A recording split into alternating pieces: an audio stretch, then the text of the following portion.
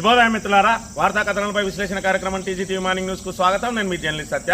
ముందుగా రాష్ట్రంలోని ప్రధాన వార్తలను కనుక పరిశీలించినట్టయితే, అసమర్థ రేవంత్ రెడ్డి ప్రభుత్వం ఇక్కడ తెలంగాణ జల హక్కులను బలిపీఠం ఎక్కిస్తా ఉన్నది.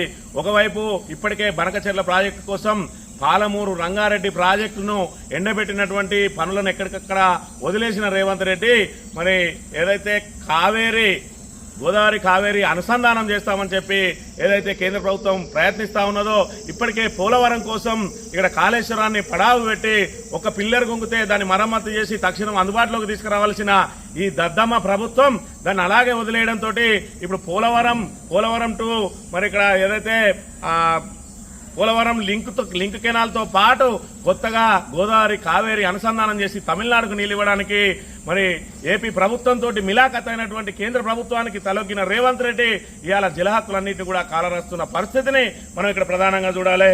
మరోవైపు చూసుకున్నట్టయితే కేబినెట్ ఏదైతే సమావేశం లోపే ఎల్లుండి కేబినెట్ సమావేశం లోపే మరి తెలంగాణకు సంబంధించినటువంటి మంత్రివర్గంలో అనేక మార్పులు చేర్పులు ఉండబోతాయన్న నేపథ్యంలో ఇప్పటికే అందరూ కూడా ఢిల్లీ పైరవీలు చేస్తా ఉన్నట్టుగా తెలుస్తా ఉన్నది. ఒకవైపు బట్టి విక్రమార్కను తప్పించి స్పీకర్గా ఆయన నియామకం చేస్తారని, మరోవైపు కొత్త బెర్తులను నింపుతారనడంతో కాంగ్రెస్ వాళ్ళు ఎక్కడికక్కడ మరి పైరవీలు చేస్తున్న పరిస్థితి ఒకవైపు ఉంటే, మరోవైపు చూసుకున్నట్టయితే బండిని బర్తరఫ్ చేస్తారా లేదంటే బండి రాజీనామా చేస్తాడా, బండి భవితవ్యం నేటితోటి తేలనున్నట్టుగా సమాచారం.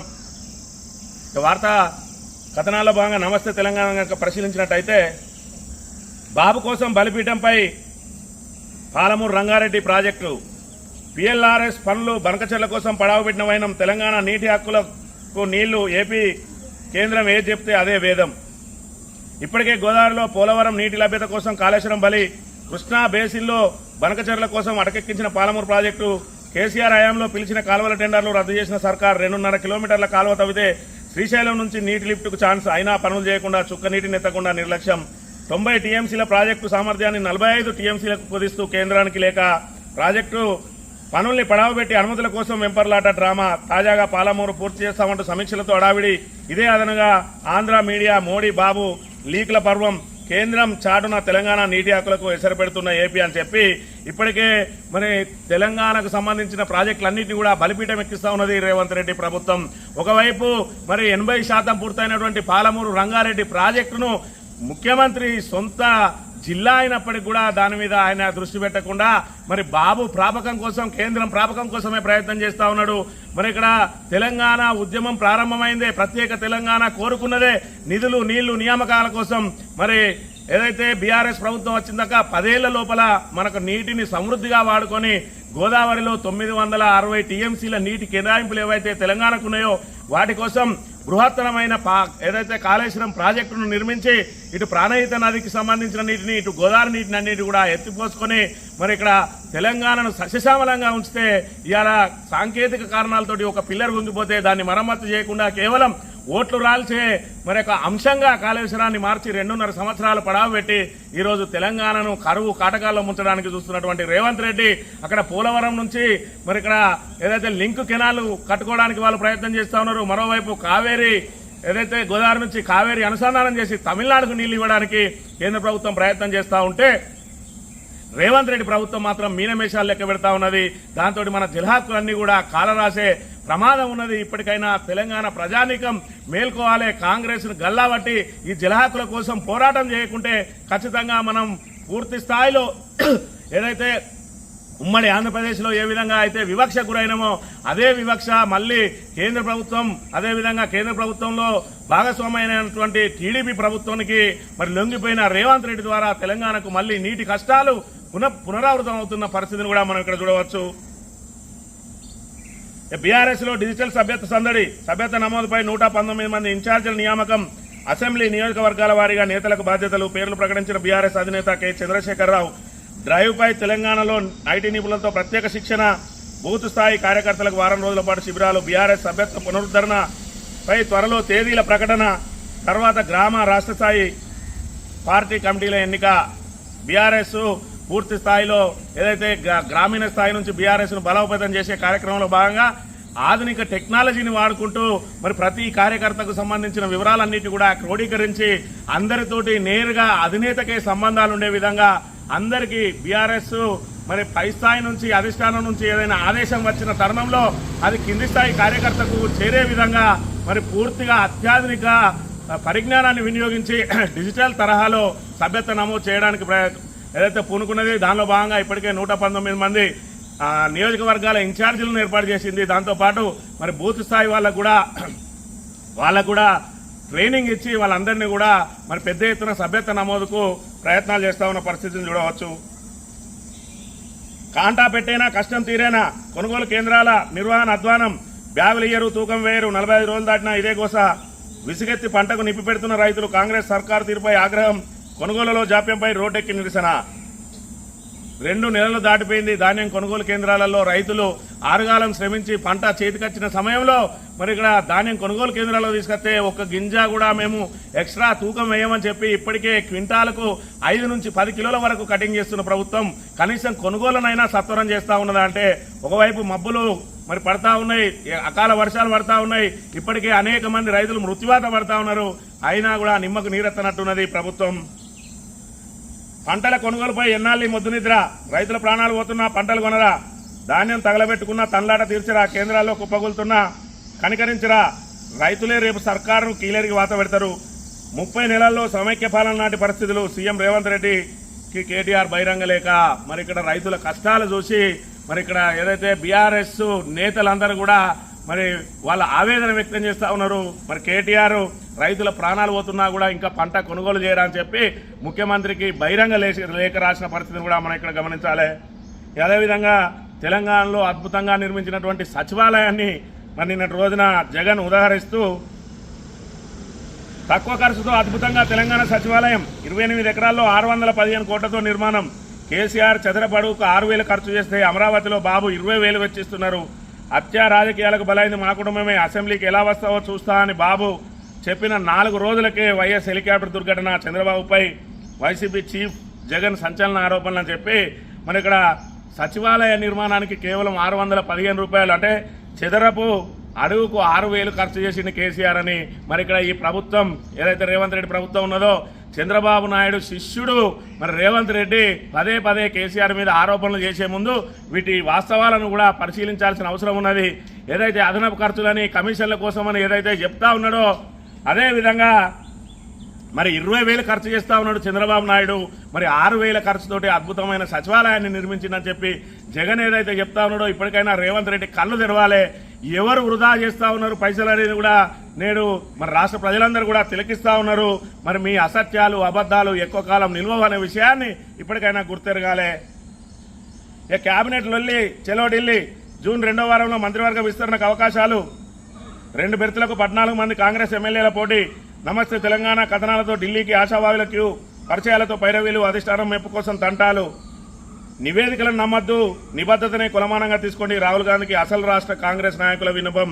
క్యాబినెట్ లొల్లి చెలో ఢిల్లీ, మరి రేపటి నుండి క్యాబినెట్ సమావేశం జరగబోతున్నది. ఒకవైపు కీలక నిర్ణయాలు తీసుకుంటారని, మరోవైపు అసలు క్యాబినెట్లో స్థానం ఉంటుందా లేదా అనే దానికోసం కొంతమంది క్యాబినెట్లో కొత్తగా స్థానం కావాలని, కొంతమంది మొత్తానికైతే రాష్ట్ర కాంగ్రెస్ మరి 2.5 సంవత్సరాలైనా కూడా ఇంకా 2 బెర్తులను ఖాళీగానే ఉంచింది అని అంటే ఈ అసమర్థ కాంగ్రెస్ ప్రభుత్వ పనితీరును చూడవచ్చు.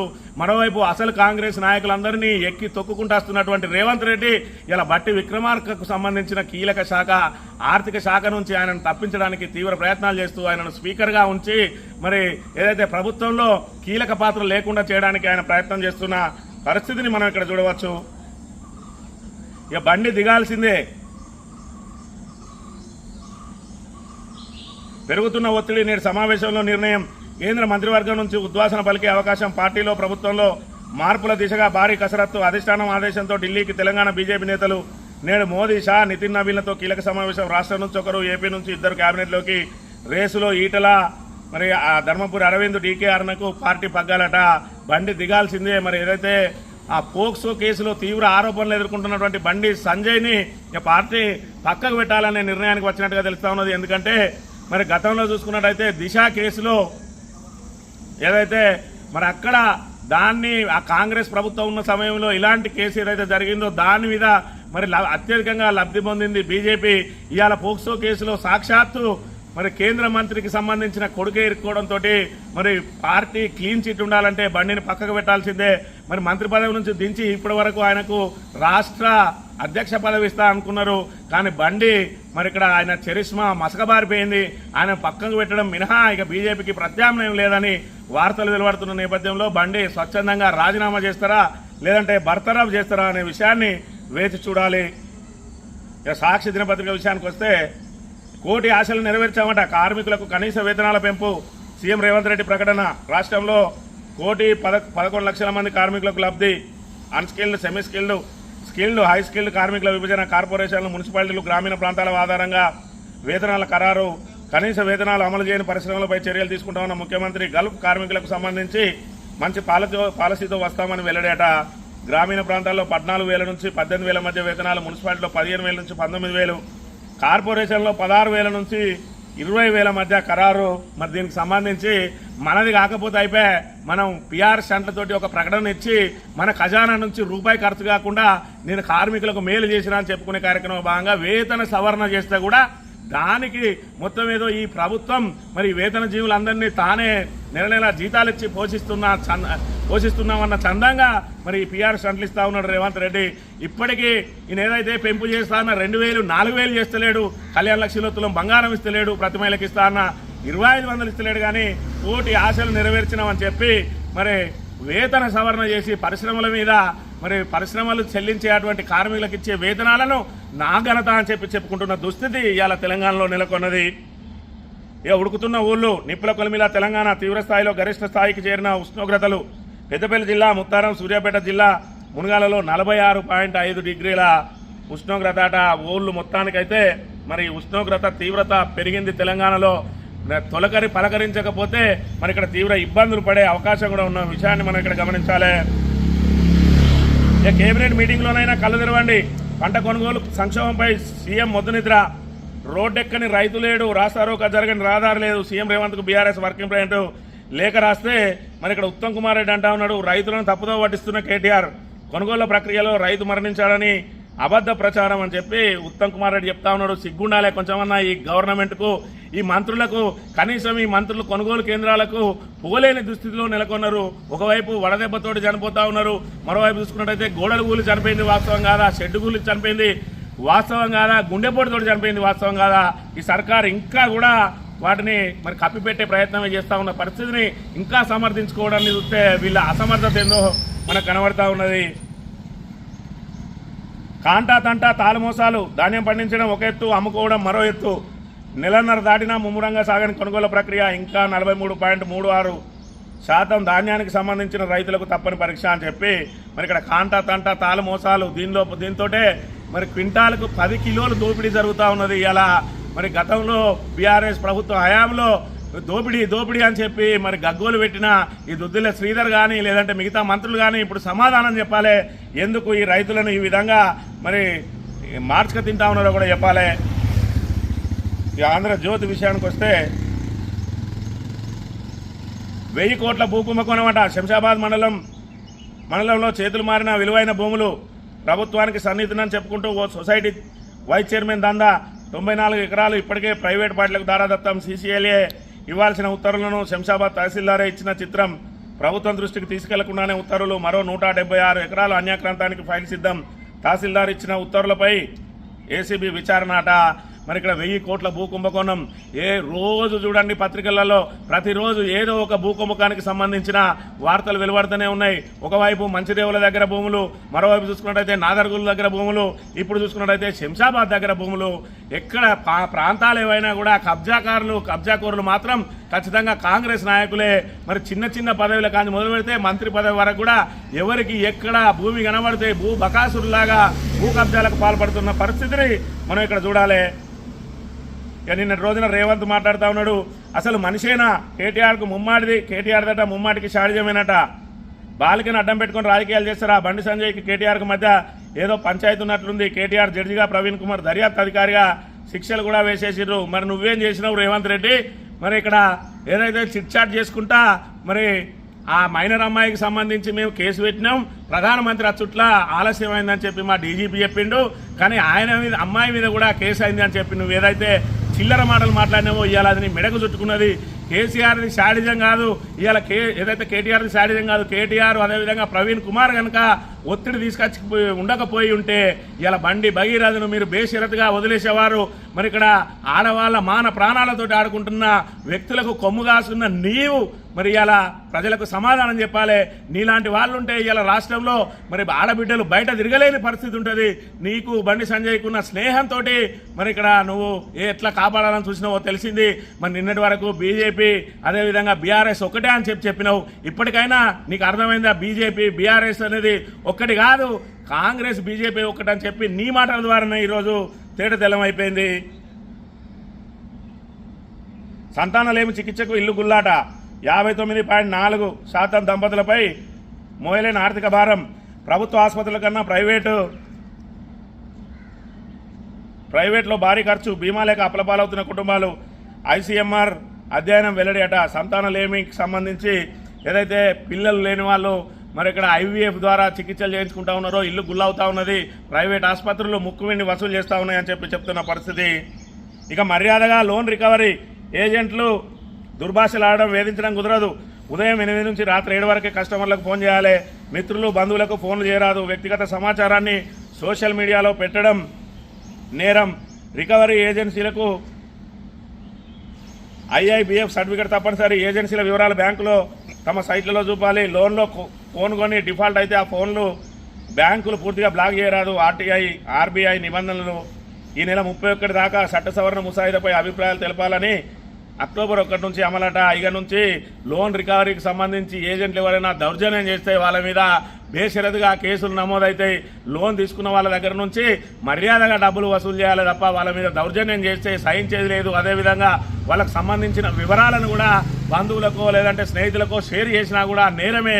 మరి ఇక్కడ ఏదైతే ఆ బ్యాంకును అదేవిధంగా కస్టమర్కు సంబంధించి లోన్ ఎవరైతే తీసుకుంటాడో రుణగ్రహీత రుణదాత ఎవరైతే ఉంటారో వాళ్ళ మధ్యలో సంబంధం స్నేహపూర్వకంగా మర్యాదగానే ఉండాలని చెప్పి దాని మీద కూడా చట్టం తీసుకొస్తున్న అంశాన్ని మనం ఇక్కడ ప్రధానంగా చూడాలి. ఈనాడు దినపత్రిక విషయానికి వస్తే కార్మికులకు వేతన వరమట. మనం రూపాయి ఇచ్చేది ఉండదు. మనం పెంచుతా అన్నటువంటి డబ్బు ₹1 పెంచాల్సిన అవసరం లేదు. 2000 4000 చేయాల్సిన అవసరం లేదు. అదేవిధంగా 2500 ఇస్తా అని మోసం చేయొచ్చు. కళ్యాణ లక్ష్మిలో తులం బంగారం లేదు. కానీ ఏదైతే మనకు సంబంధం లేని అంశంలో మరి ఇక్కడ ఆ వేతన సవరణ చేసి అదంతా నాగనతే అని చెప్పి ఇవాళ పిఆర్ సంటతోటి నడిపిస్తా ఉన్నాడు రేవంత్ రెడ్డి. మరి ఇక్కడ ఏదైతే వేతన సవరణ చేయాల్సిందే, దాంతోపాటు నువ్వు ఇచ్చినటువంటి 6 గ్యారంటీలను కూడా అమలు చేయాల్సిందే. వీటి ద్వారా మరి నీ మీద ఏదైతే ప్రెషర్ ఉండదని ఏదైతే అనుకుంటున్నావో ఖచ్చితంగా తెలంగాణ ప్రజానీకం నిన్ను గమనిస్తూనే ఉన్నారు. వాళ్ళకి ఖచ్చితంగా మరి నువ్వు ఏదైతే ఇస్తా అన్నటువంటి హామీలన్నిటి కూడా నెరవేర్చాల్సిన బాధ్యత ప్రభుత్వం మీద ఉన్నది. ఇప్పటికే మరి ధాన్యం కొనుగోలు కేంద్రాలలో పడిగాపులు కాస్తా ఉన్నారు. ధాన్యం కొనుగోలు కేంద్రాలలో ప్రతి గింజకు కూడా క్వింటాలకు ₹500 బోనస్ ఇస్తా అన్నావు. దాన్ని సన్నవడ్లకే కుదించినావు. మరి ఆ సన్నవడ్లు కాదు కదా ఇప్పటి వరకు కనీసం ఏదైతే మద్దతు ధరతోటి వాటిని కొనుగోలు చేయలేకపోతా ఉన్నావు. రైతులు పిట్టల్లా రాలిపోతా ఉన్నారు. మరి తెలంగాణ ప్రజానీకం గమనించాలి. ఆశపడితే మోసపోతే గోసపడతామని చెప్పి మరి ఇక్కడ కేసీఆర్ ఏదైతే చెప్పిండో అది అక్షర సత్యంగా మారింది. ఇప్పటికైనా ప్రజలు గమనించి ఎలక్షన్ ఎప్పుడొచ్చినా కూడా ఖచ్చితంగా కాంగ్రెస్ను బొందబెట్టాలని విజ్ఞప్తి చేస్తూ ఇది ఈరోజు మార్నింగ్ న్యూస్. తిరిగి రేపు వెళ్తాం. Thank you very much.